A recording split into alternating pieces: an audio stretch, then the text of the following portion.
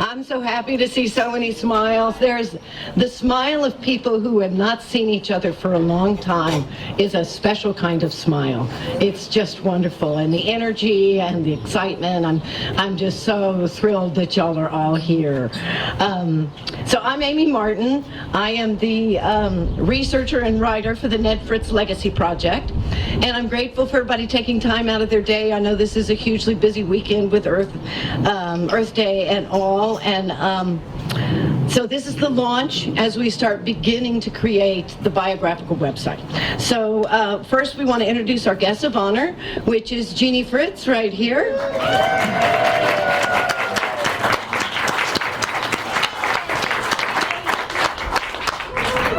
And we've got her daughter, Eileen McKee, over there. Yay. And grandson, Michael McKee, is standing up there in the back with the funky hat. So, and I did not order the wind. I don't know who ordered the wind, but it's here now. So, our project manager and fundraiser is Christy Kerr-Leonard, who you've been hearing about. And she is, yay, Christy! And she is leading the effort to restore the Ned and Genie Fritz Texas Buckeye Trail, which is just across the levee there. And, you know, it was wonderful that they named the trail in their honor, but it's very important that we keep the trails up and make them walkable and something to be really super proud of. And they have done amazing, amazing work at that. So, as I was writing my book, Wild Dallas Fort Worth, and Christy was collecting information about the Fritzes to educate her volunteers about the history of what this trail was honoring and what that was all about. We began to realize that information about Ned and Genie was slipping away. You know, this is a legacy that goes back 5 decades or more. And, you know, articles in newspapers from the 70s on back, they're gone now. They're not online anymore. And we realized that the legacy was slipping away for people to be able to find easily. And so the Ned Fritz Legacy Project was born, an online biography that also has an action guide. And it's enlivened with photos, and we've been getting some wonderful historical photos, and hopefully videos, and we're going to have a lot of links for information. Oh, that's them. So I am going to turn it over to Christy to begin our proceedings in a very ceremonial way that most of you will recognize. Thank you, Amy. Is this good? Many Ned gatherings, especially his forest rallies, would begin with Ned reading his invocation titled Wilderness Dedication. It was written for the 25th anniversary celebration of the Wilderness Act in 1989. I am reading it in his stead. O great Spirit of earth and sky, once again, we, your children, are returned to you. We are penitent about the devastation we have committed upon the earth and the pollution we have spread to the skies. We pledge that we will make all sacrifices necessary to clean up our corruption and will share our bounty with all living creatures. As tokens of our sincerity, we dedicate the finest remaining examples of our natural heritage as wilderness, never to be abused or befouled, always to be enjoyed and cherished.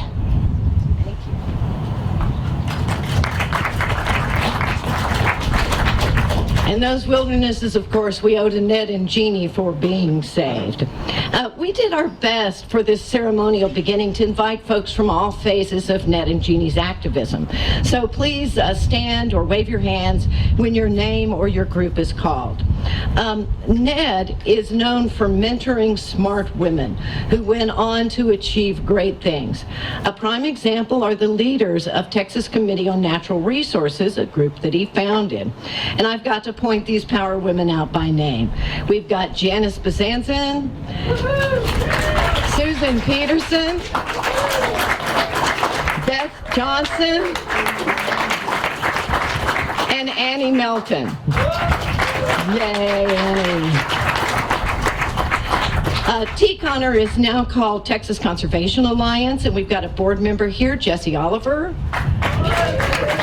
Thank you, Jesse. And do we have anyone else here from TCA? David, well, yeah, you go back to everything, David. And Janice and Susan drove a long way to be here with us.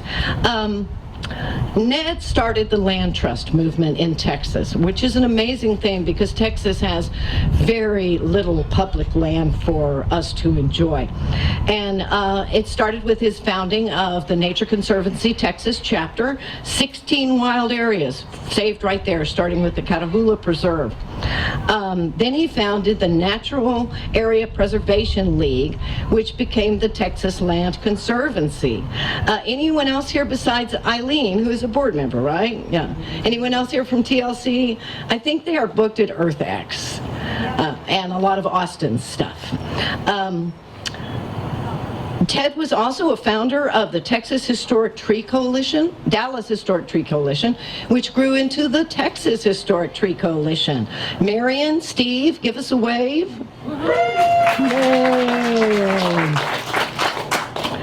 And how about some groups that Ned was vital to? We've got Arthur and Beth from the Sierra Club. Wave yourselves over there. I don't think anyone from the Audubon Society is here. They're currently going through a lot of changes. How about the second Trinity fight over the toll road? All the fight. There we go. They had many, many names. Steve's here from Audubon. Okay. Texas. Oh yeah, Steve Smith is here from Audubon, Texas. Yay. And also the Trinity Coalition, but Ned had nothing to do with that. But you know, we had the Trinity River Corridor Citizens Committee and Save the Trinity Coalition. So that was, what do we say? Y'all just wave your hands. There's a whole bunch of you here. Yes, yes, yes. Yes, that was so very important. And many of them were in Save Open Space. Pretty much all of them were also in Save Open Space. And y'all are going to get your due in this project. The Ned and Genie Fritz Buckeye Trail Restoration Team. Ashton is here representing that group. That's him right there. He's one of the leaders. There's 170 volunteers, and so you got to have a few leaders. And they recently won Volunteer of the Year from Dallas Parks and Recreation. Yeah. So lots of people care about those trails, and I can't tell you how thrilled they are that we are going in and making them safer and easier to travel, and kicking ass on a lot of privet. And we'll get to experience your trail work after this is over. We're going to go hiking. And how about all of Genie's friends and fans from League of Women Voters? Diane, others that are here, Peter, you know. That's another thing that's going to get its due in this website project is all of the amazing work that Genie did, and we're going to get into that a little bit later. Well, that's just a lifetime of Ned and Genie right there. I think that's amazing.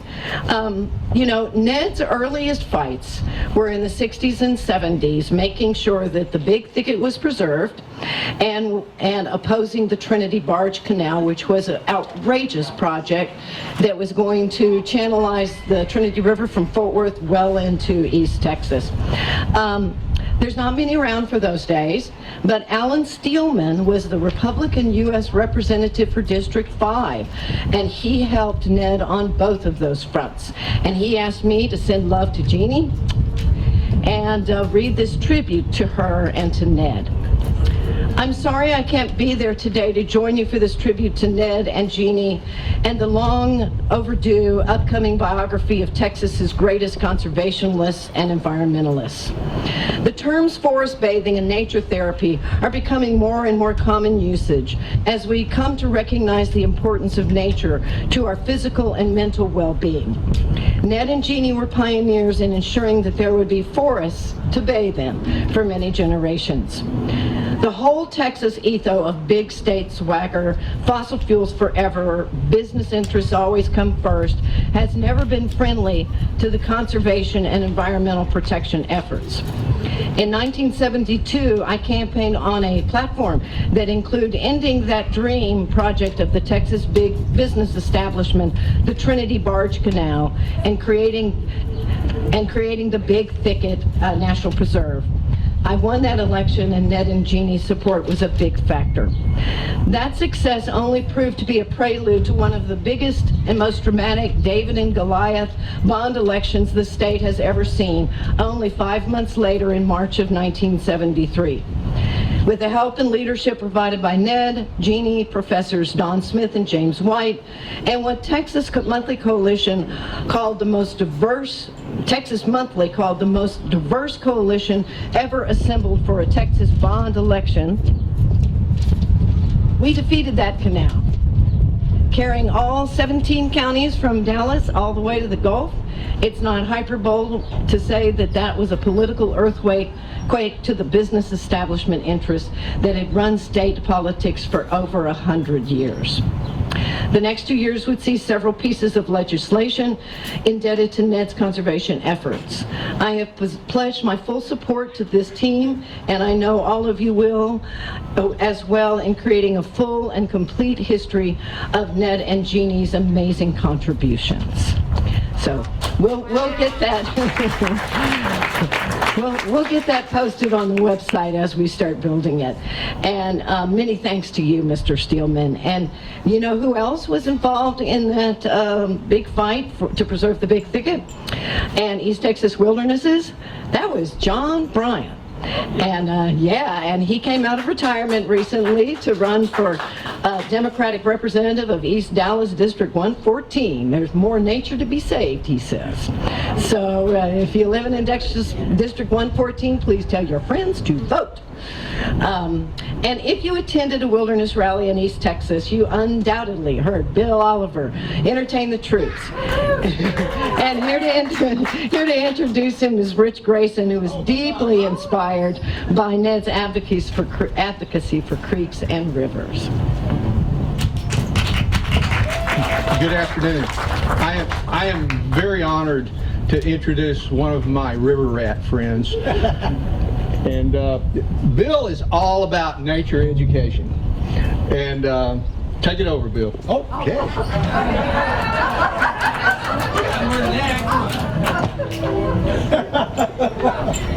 I don't blame him. Thank you, Richard. So, wow, I'm so overwhelmed to see all you folks here. I have so many wonderful, just waves of memories of great times, experiences, and things that happened just being around y'all. Oh, here we go. Well, just to see on the other side of that levee. Texas has some critters who are famous, heaven knows. The coyotes, coons, and gators, the old armadillo, with the craftiest of all, the bravest on this list, as a red-headed woodpecker from Dallas named Ned Fritz. Ned Fritz! He's got that wilderness know-how, Ned Fritz. Ned Fritz! Puts the pow in the powwow, Ned Fritz.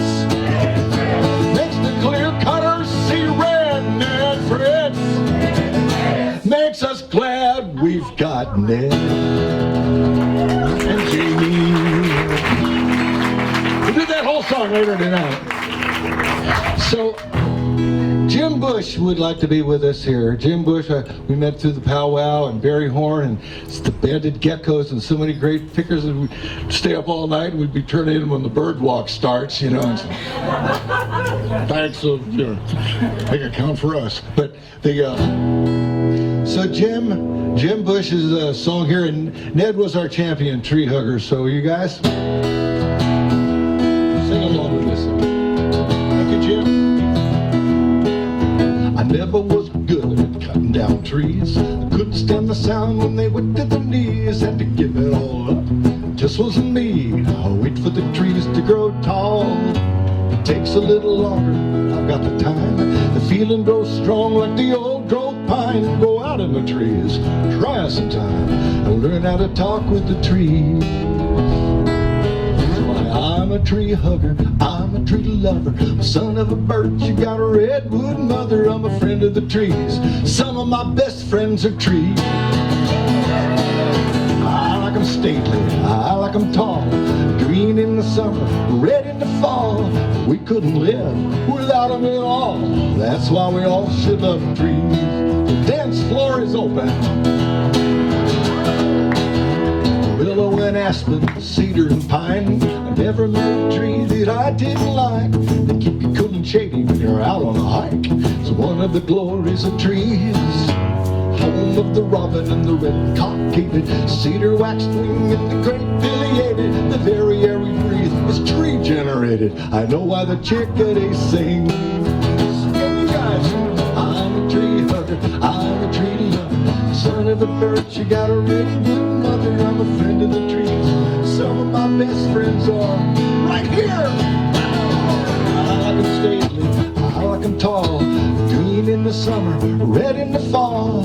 We couldn't live without them at all. That's why we all should love trees. Now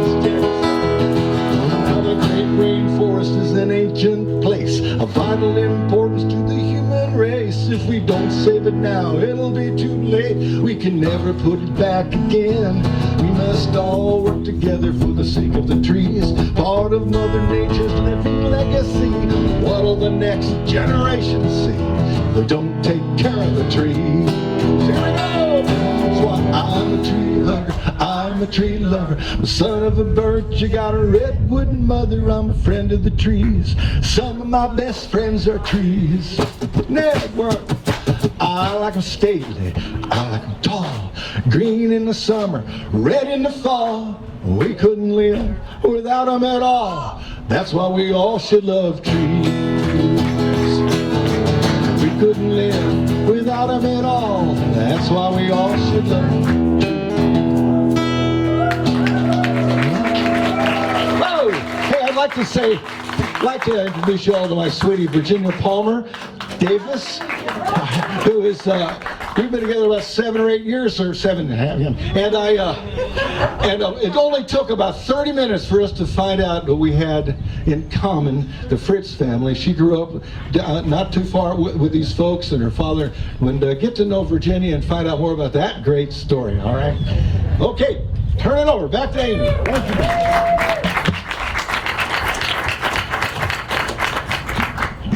And I bet that brings back some memories from a lot of you. And he didn't age any. What's up with that? That's not fair. Okay, he disagrees, but I don't. One of the goals of this online biography is to show Ned and Genie Ned in his fullness, not just as Texas's great environmentalist, greatest, but also a quirky and eccentric dude. Actually, someone here, Susan, said, I have a list of all the quirks. But he was Blair. He was a creative force that loved to sing and write poetry. He was a husband, a father, and a family man who loved his family with a depth that just touches me so deeply. If you were part of his family, he used most every walk as a learning experience. So here to share insight on what it was like to be growing up with Ned and Genie is his grandson, Michael McKee.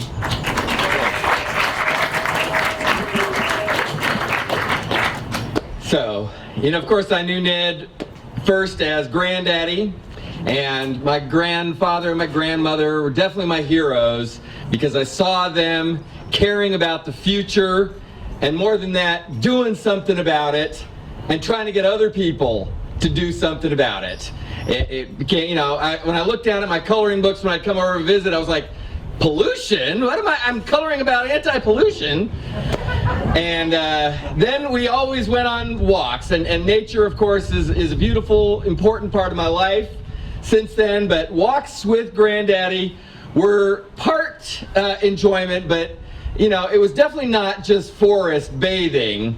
it was quiz time, right? So we go out with him. On the way, you know, the first time it might take you by surprise. He'd be pointing out, oh, look at this pretty purple flower. This is a this, and this one's a that. And we get a little further, and then you come to one he'd seen before. He says, now, what's this purple one? And I'm like, I don't know. I didn't know there'd be a quiz later. And, you know, the most interesting thing was when he had a bunch of his grandkids together, and then he kind of could run it as a competition. And he'd be like, oh, they remembered like 6 or 7 already. How come you're down at 3? What is it? Maybe not quite, he keeping score, but certainly, you know, he was a vital, competitive, loving, full-hearted person. He gave of himself to everything he did, and he gave to his family the most, unless he gave to the world the most by what he gave back. And it is such a thrill to have people remembering him and talking about him, and my grandmother and the things that they've tried to do. And I hope we can keep the gifts we've been given and share them and spread them on further. Thank you very much.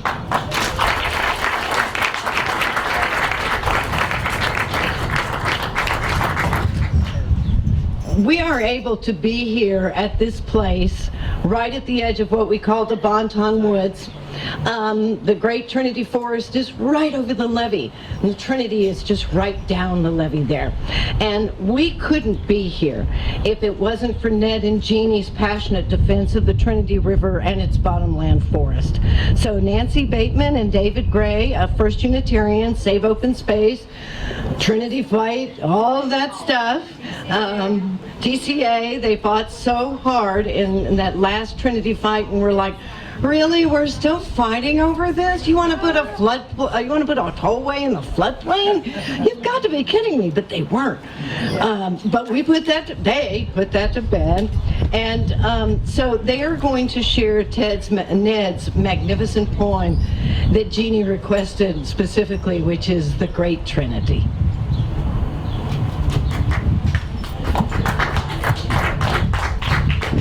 Yeah. So it's not clear exactly who coined the term the Great Trinity Forest, but Ned certainly promoted it as hard as anybody.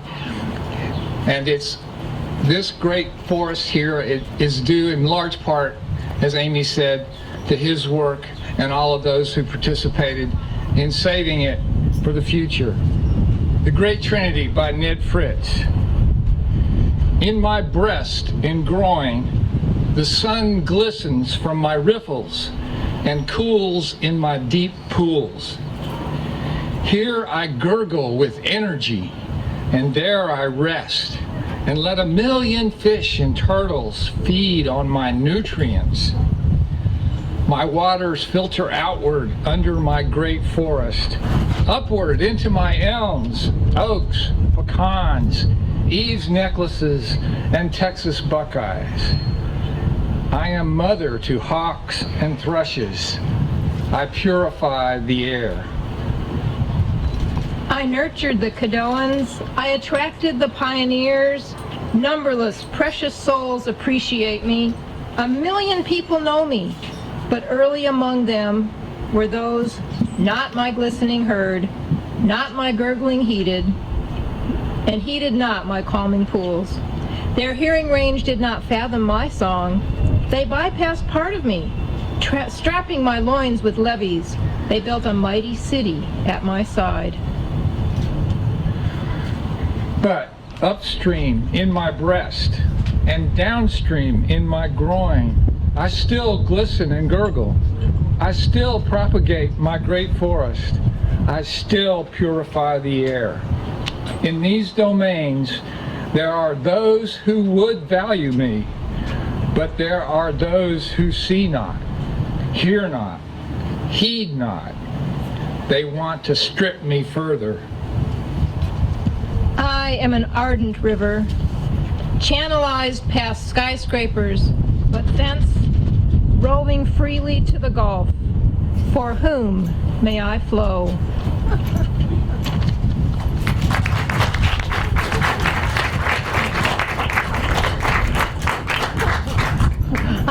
I love the way the wind keeps trying to project Ned's message out to the world. Indeed. You can keep up with the Ned Fritz Legacy Project by signing up for our newsletter To Be at the website. And if we get enough funding, the website will be filled with stories and tributes to Ned and Genie to bring honor to a colorful life. We invite you, all of you here, to share your favorite Fritz story. Just go to the website and click under More Info. So here to offer one of those tributes is Janice Bazanzin.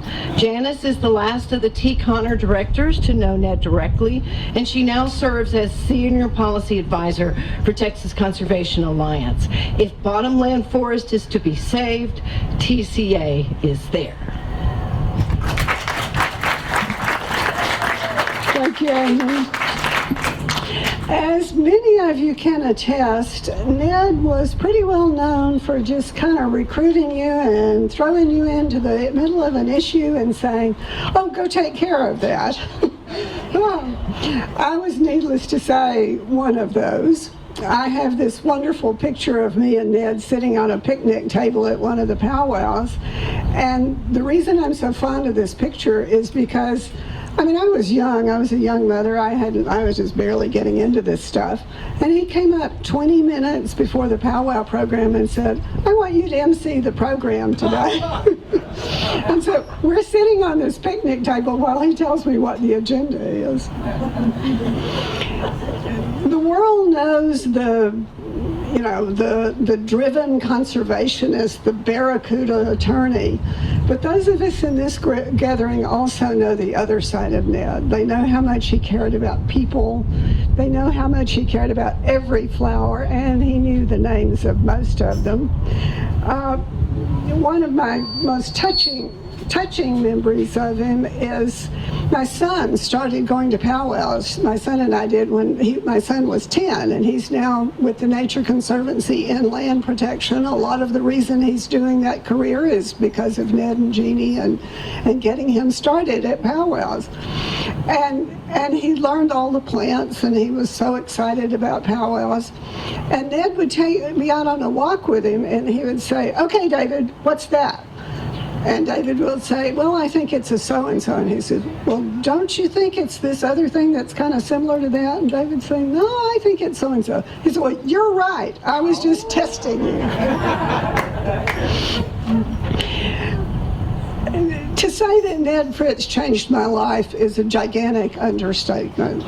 I have had the most amazing opportunities to have a career doing what I care about. I have met the most amazing people. It has just been a lifetime of wonder for me. I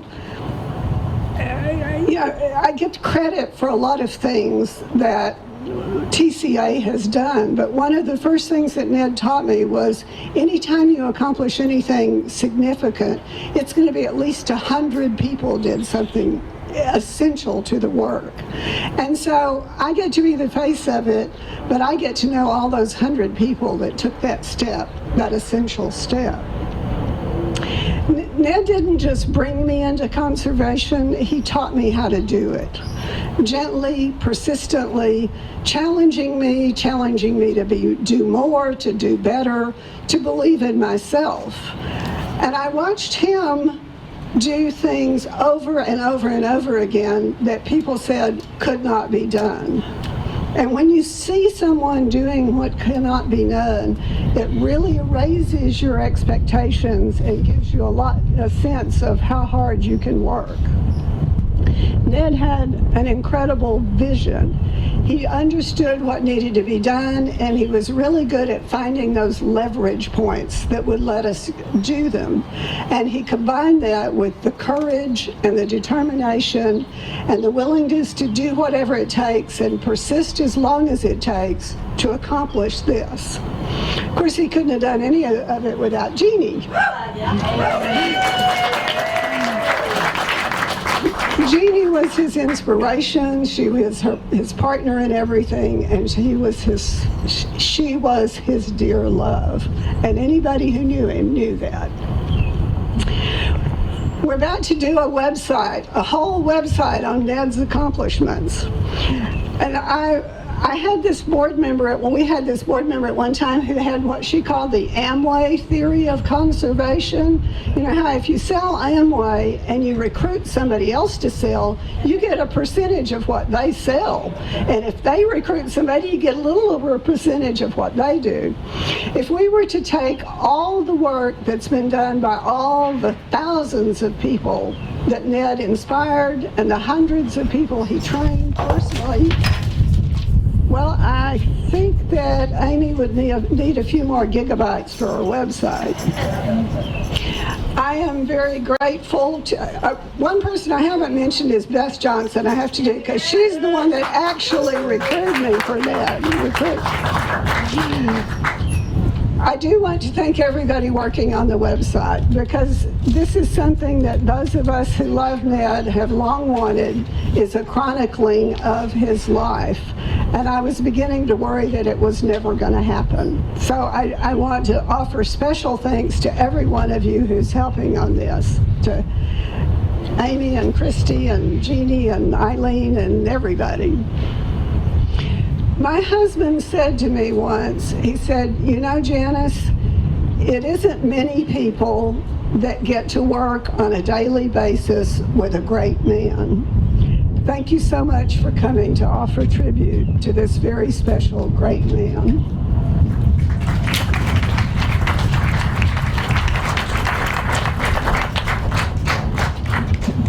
Okay, now I'm verklempt. Oh dear. But we got that on video, that wonderful tribute on video. Hopefully the sound came through all of the wind. And if we get sufficient funding for the website, we want to feature videos of tributes like that where the emotion of the tribute really comes through. We have this fine fellow over here, Fritz Kuehn, and he is capturing this event. And yay, Fritz.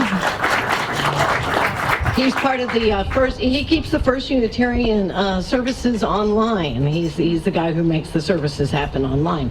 And he and his partner there, Russell Blair, are starting to talk about maybe the possibility of a Ned Fritz documentary. So, a Ned and Genie Fritz documentary. So this is kind of the first step towards that. Bill Oliver has uncovered a bunch of Super 8 films. Remember Super 8?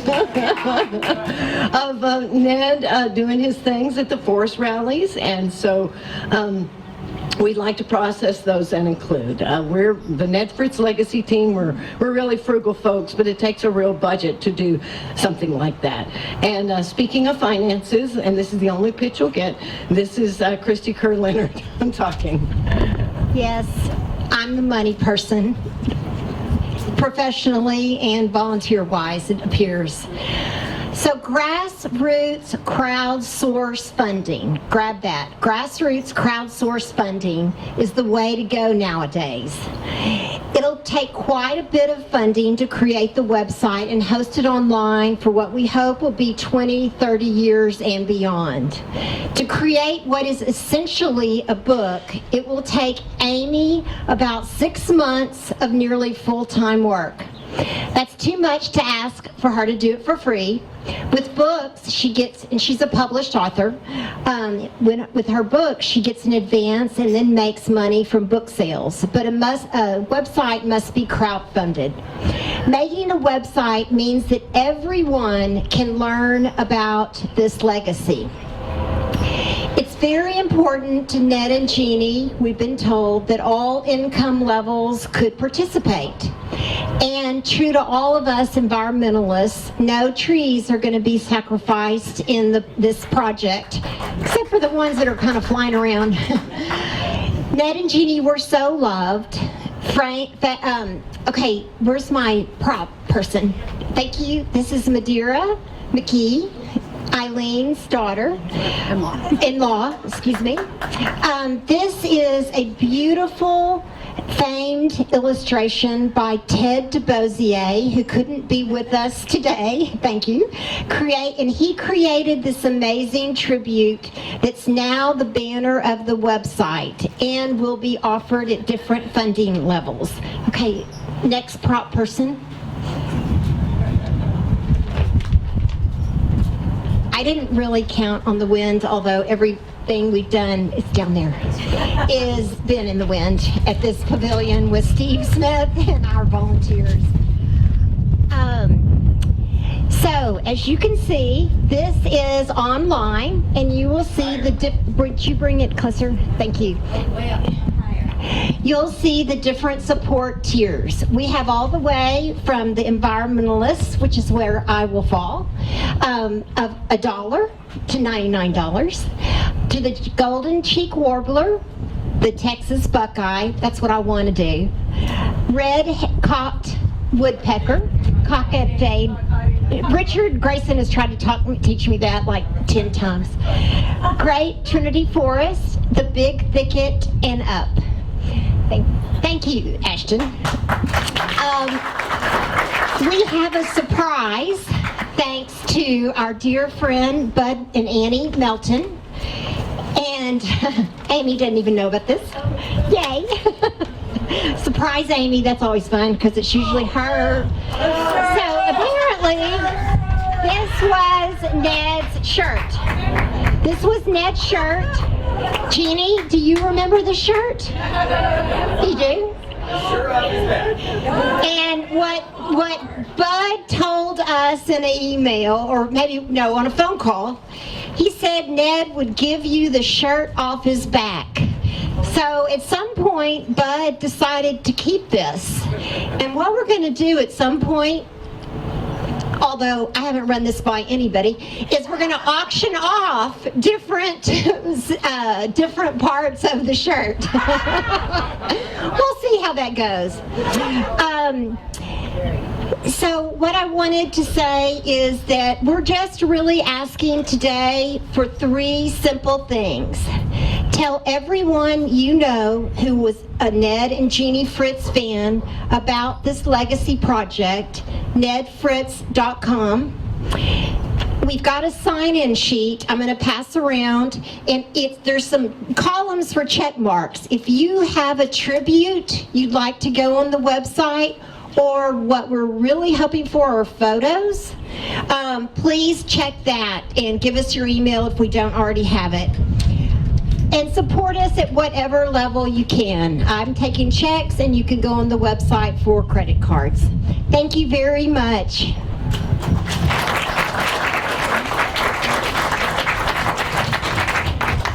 And that funding level reminded me of something.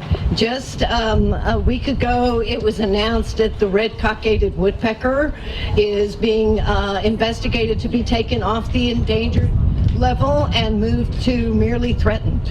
So I don't know that bird would even be around without Ned. So it's exciting that the population levels of the bird is getting better. And that's because the forests are there for the bird. All of nature was important to Ned. Forests, rivers, prairies, seashores. He did a lot of work for seashores and people don't know about.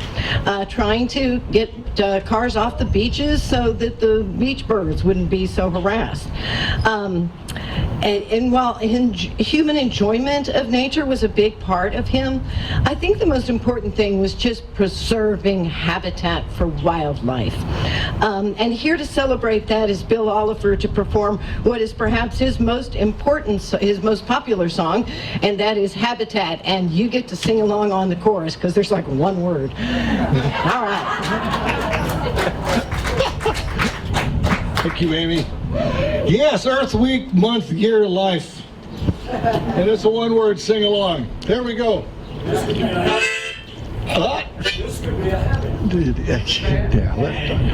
Yeah, I feel like it is. Hey!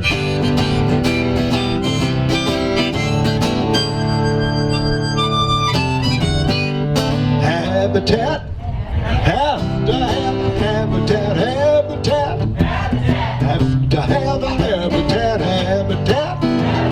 Have to have habitat to carry on. The ocean is habitat, very special habitat, where the deepest water's at, where the biggest mammals at, where our future food is at, keeps the atmosphere intact. The ocean is habitat we depend on. Habitat, have to have habitat, habitat, have to have a habitat. You're beautiful. To have a habitat, you have to have habitat to carry on. The forest is habitat, very special habitat, where the tallest trees are at, where a bear could scratch her back. Everybody, think of that great back scratching tree that we're about to go visit out there. The trees do so much for us as trees. They keep the ground from rolling back, renew the oxygen. In fact, the forest is habitat and we depend on. Habitat, have to have habitat, habitat, have to have habitat, have to have habitat, God, habitat to carry on. The river is a habitat, very special habitat, where the freshest water's at for people fishing kayaks, and when people dump their trash, rivers take the biggest rap. The river is habitat we depend on. People are different, but foxes and rabbits affect the whole world with our bad habits. Better to love it while we still have it, or rat-a-tat-tat, our habitat's gone. Come on, habitat, have to have a habitat, habitat, have to have a habitat, have to have a habitat, you have to have a habitat to TCA is a habitat, you have to have habitat to Audubon and Sierra Club, you have to have a habitat to carry mighty wind, have to have a habitat to carry on.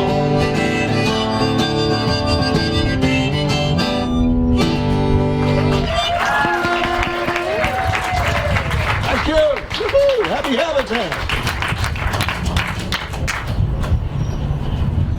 Bill drove and Virginia drove all the way up from Austin. So I'm having people over to my house this evening to have a little house concert in my backyard. So it goes from about 8 to 10. So if we're a little late in getting it out and getting the invitations out, but if you'd like to come, just show up and you can catch me and get my email, my street address, and I live over kind of near White Rock Lake, and we'd love to have you. We're just going to be hanging out in my backyard, singing and making noise and bothering my neighbors, who are totally cool with that. So. We'll find out. Well, I've had plenty. I've had groups of like 50 women howling, so they're okay. And we are going to do that in just a minute, so get ready. Yes. Well, maybe not 50 women tonight. We will howl. Another important aspect of the Ned Fritz Legacy project is to shine a brighter light on Genie's contributions. More than keeping the home fires burning and making sure that Ned did things like eat. Genie was Ned's collaborator, sounding board advisor. He respected her intelligence and carefully considered her ideas. I'd like for us to all show our deep affection and appreciation for Genie. At the count of 3, we are going to say, "We love you, Genie," and then we're gonna howl. All ready? 1, 2, 3. We love you, Genie!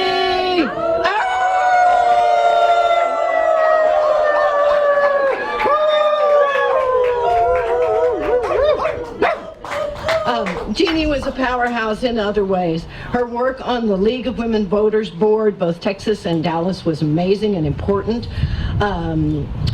Genie was instrumental in developing the first recycling center in Dallas called Dry Gulch with Joanne Hill. Yeah, started a lot of stuff with Dry Gulch.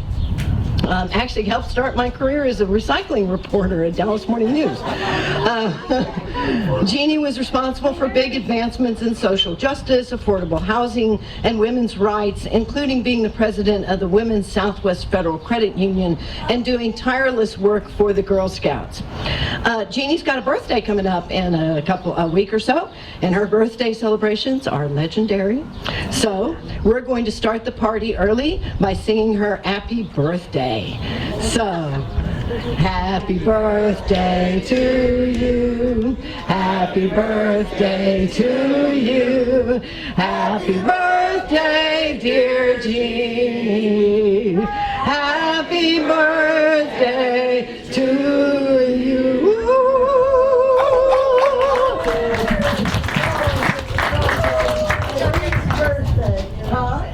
Eileen's birthday is the first. Oh, Eileen's birthday too, so that song counts with them both.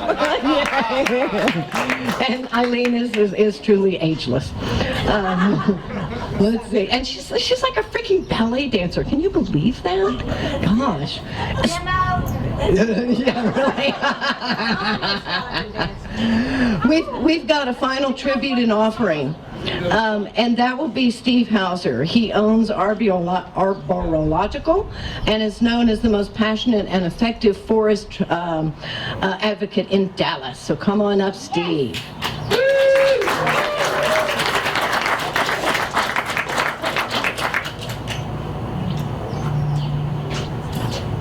All right.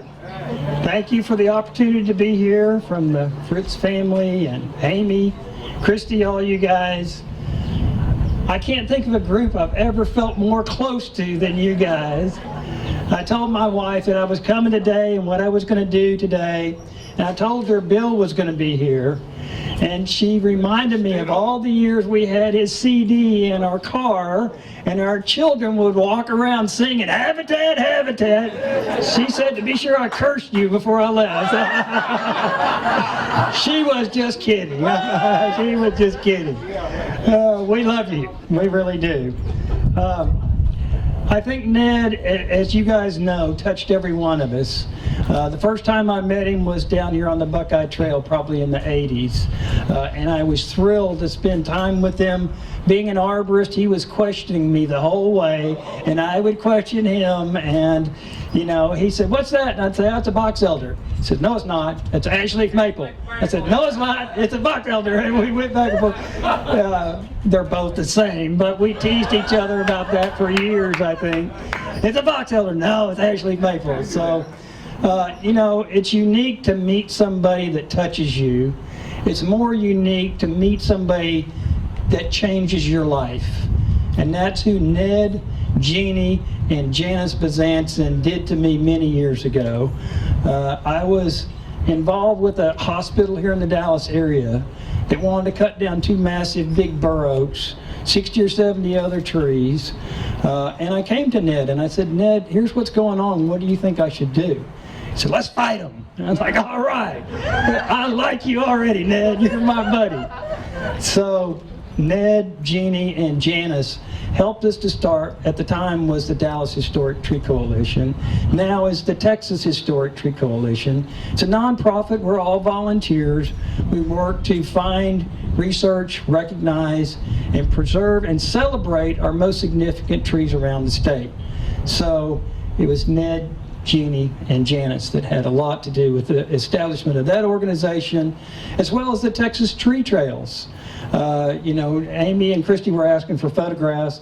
I have a lot of photographs of Ned coming to the kickoff for the Texas Tree Trails, which is a number of different forestry groups that we work together to formally recognize our most significant trees in the area. Champion trees, historic trees, Indian marker trees, things that are very significant. And we started it when websites were a new deal. We didn't even know much about websites, but we knew we had to have one for trees. So Ned fortunately was there with a group of us that helped us to kick that off. So he was somewhat of a founding member of that organization as well. And at some point, and I think this was in the 90s at some point, I asked Ned to sign a book, Clear Cutting, A Crime Against Nature. And I looked at it afterwards. I didn't want to look at it at the time. I looked at it afterwards, and he said, "To a fellow lover an even better savior of trees. And to me, that struck me. That's probably the most prized possession that I have, other than my family and my friends, is that book. Because it touched me. It really did. It changed my life trajectory, and I thought, I've got to dedicate my life to this. I semi-retired, 20-something years ago, so that I could do a lot of these things, because that's how important it was. People say, well, why are you involved in this? And I said, well, do you care about your children? Especially the builders and developers that I've argued with all these years. We'd go back and forth, and I'd say, do you have children? Well, yeah. Do you care about them? Well, yeah. Do you care about the air quality or the water quality or the trees? And that kind of helped to start turning them around. So I was very fortunate to know Ned. He's an absolute hero. A lot of people's heroes were, sports figures or politicians or business people. My heroes have always been environmentalists. That's just how I am, You guys are amongst the most foremost people that I hold in high regard, and it's always been that way. So the Texas Forestry Council, I was once on the State Forestry Council's, I was the treasurer for the group. I remember coming to Ned. Some of them were trying to convince me to be the president of the group. So I came to Ned and I said, Ned, what do you think? They're trying to convince me to do this. It would be a help for some of our other organizations that we work with. And he looked at me and he said, well, can you lobby them to do what you want? And I said, well, sure. He said, well, then why do you want to be the president? And it really talked to me, because I started to realize I wanted to be the president so I could be the president. I didn't want to be the president for any other reason. And then I started to realize how much he taught me. I didn't spend a lot of time with Ned, because early on he and Janice and Ned taught me all I needed to know, how to fight these battles. And he probably wasn't a fisherman, but he was good at hooking people.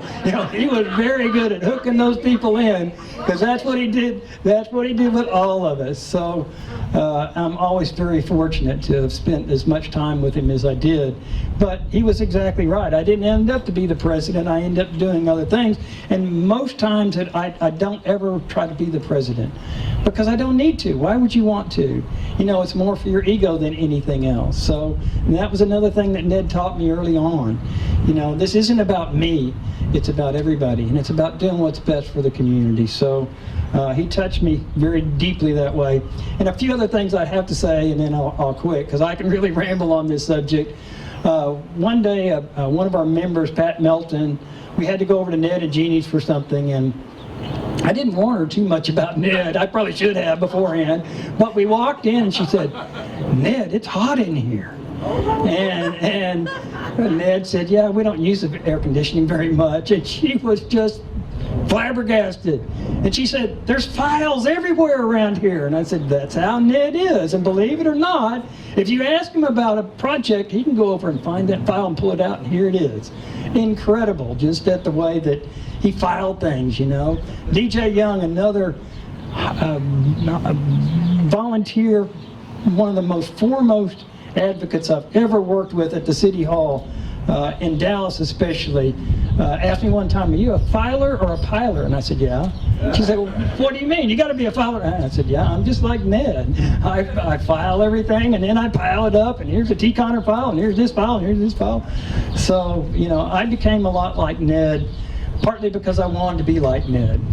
That's one of the things that was always my goal. But Ned and I talked about this early on. I said, Ned, do you want me involved in T-Conner or some of these other groups?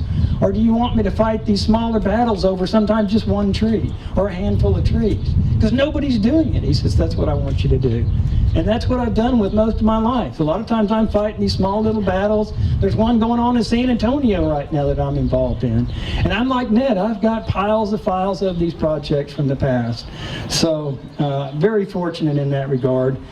There's also the North Texas Master Naturalist, or the Texas Master Naturalist. I was involved in their training manual. Just so that you know, there's a page and a half, 2 pages about Ned and Genie in the Texas Master Naturalist Training Manual. I was involved in the update of it because we used to lead them down this trail for years and years, and The first manual was about an inch thick, and it didn't have anything on taxonomy. It didn't have a lot of the other stuff in there.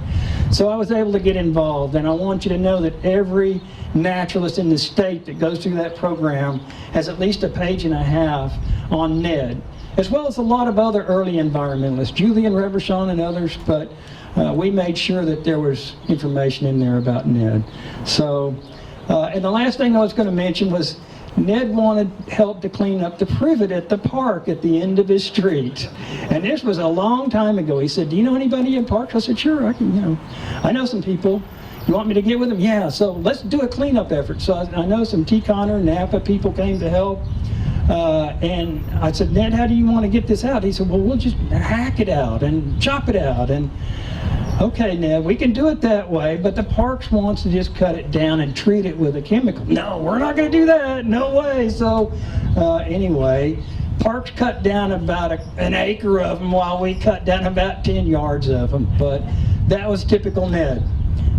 And that's the person that we all respect and admire. So I'm deeply honored to even be able to speak on his behalf. So thank you guys for the opportunity.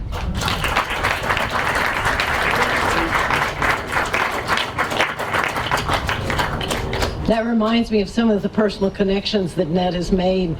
Annie and Bud Melton would not be a couple if it weren't for Ned, right? I got them together, and I owe my journalism career to Ned. I was about 22 years old. I had just come off a farm in northeast Texas where I raised cucumbers, and I got talked into this little gardening tabloid, asked me if I would do a series of articles on the Glen Rose nuclear power plant, and I did. I had to learn nuclear power and the science of nuclear power, and that led me eventually to work for National Environmental Magazine, where I was their petrochemical specialist. So I got an amazing career started because T. Connor and Ned gave me my first writing award when I was like 21 or 22 years old. And I was off and running after that. I did have a foray into entertainment journalist, but now I'm back full-time into the environment. So I am so very grateful to Ned to making me realize I could be a journalist, you know. To our last offering, we've got one of Ned's most intimate poems, which is basically about his sense of faith in humans. And I think it was written relatively late in his life. And here to read it is Michael McKee and Nancy Bateman. It's called Environment and Faith.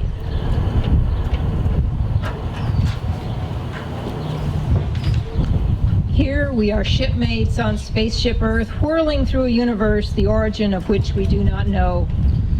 If we knew all about its wonders, we might not need faith. But we can never know, because our senses cannot cross-check whether they conform to reality, and so we will always need faith. Late in the earth comes humankind, blessed by an amazing perfection of life, bacteria, and algae that have molded soil, fashioned atmosphere for billions of years, fungi that need the rootlets of orchids, and trees whose roots intertwine with fungi, each vital to the other. Bees and other insects that carry the spores and pollens, vital to regeneration. Humans, with all their vanity, can never understand, much less replicate such perfection. But we can deeply impair it, and so we must have faith in the movement to save it.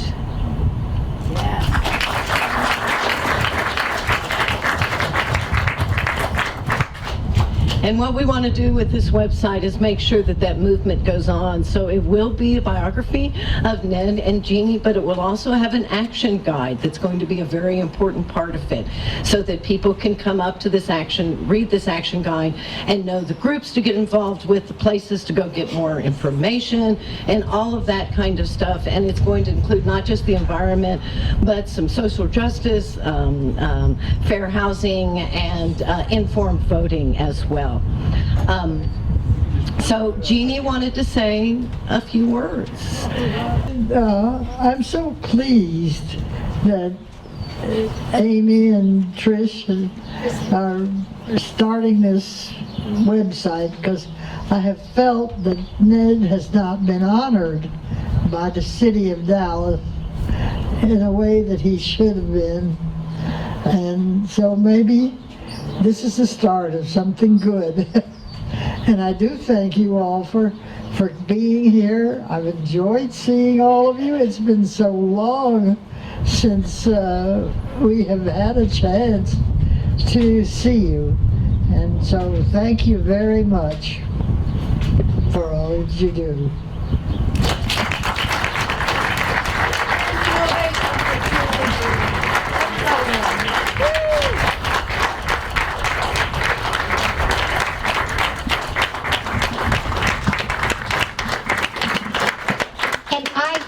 I'm sending around a sign-in sheet, and so please try to sign in. And I forgot to mention at the tier levels, the illustration comes at some of the tier levels.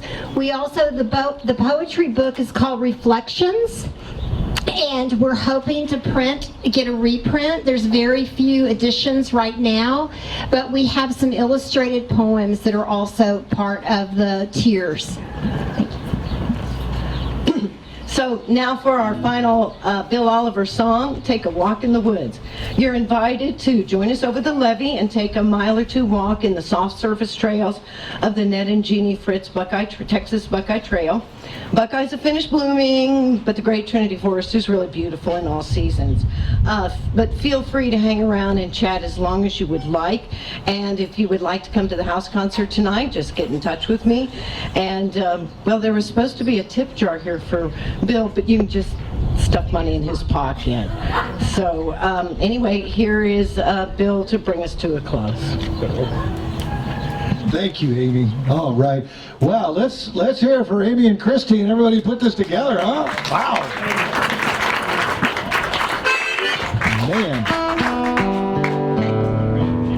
So let's here's a song that Glenn Waldeck from Philadelphia, Pennsylvania brought to the powwows a few times. Hope some of you all remember Glenn Wrecking Ball Waldeck, yeah? All righty, it's a hiking song.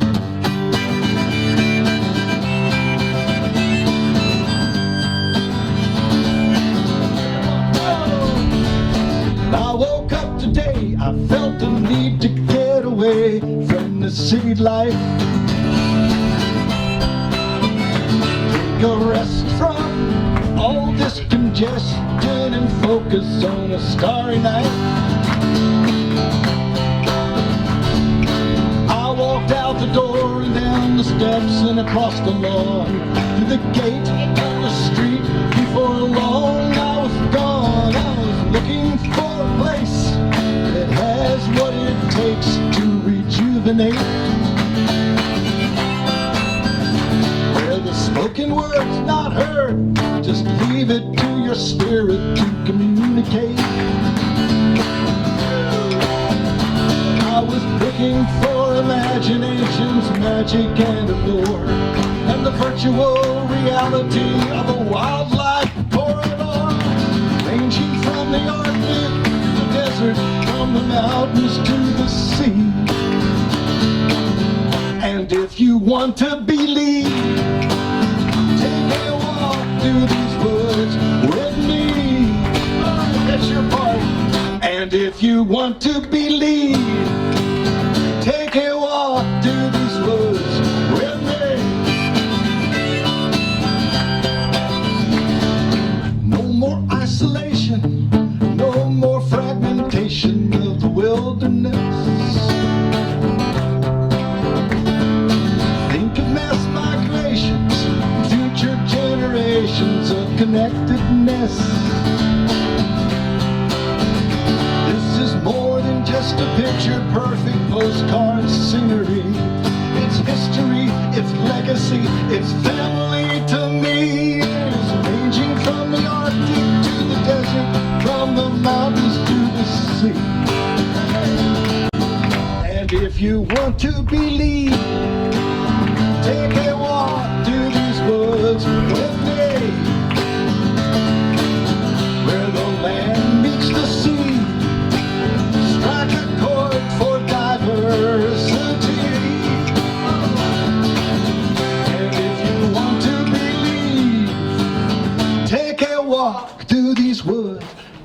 be.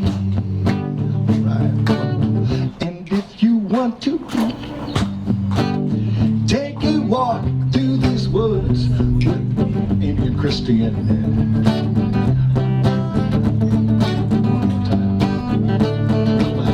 and if you want to believe, take a walk through these woods with me.